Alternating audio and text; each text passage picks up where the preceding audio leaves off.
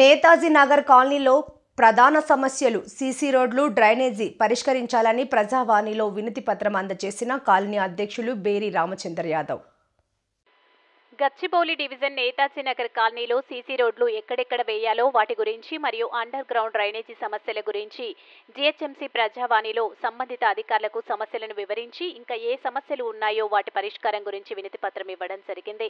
నేతాజీ నగర్లో ప్రధాన సమస్య మురుగునీరు అవుట్లెట్ డ్రైనేజీ నీరు అవుట్లెట్ కాలనీలో పెద్దనాల నిర్మాణం జరుగుతుంది.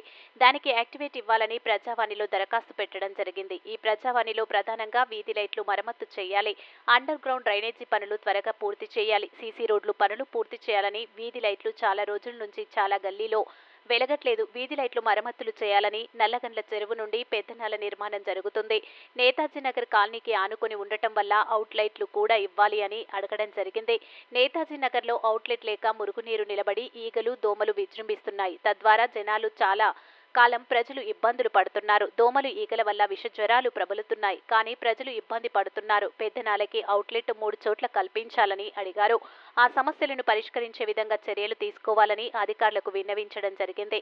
ఈ కార్యక్రమంలో నేతాజీ నగర్ వెల్ఫేర్ అసోసియేషన్ అధ్యక్షులు బేరి రామచంద్ర యాదవ్, ఉపాధ్యక్షులు రాయుడు, రవి నాయక్, శారద, మోహన్ చారి, యూత్ ప్రెసిడెంట్ డీజే భవన్ మరియు అసోసియేషన్ సభ్యులు పాల్గొన్నారు.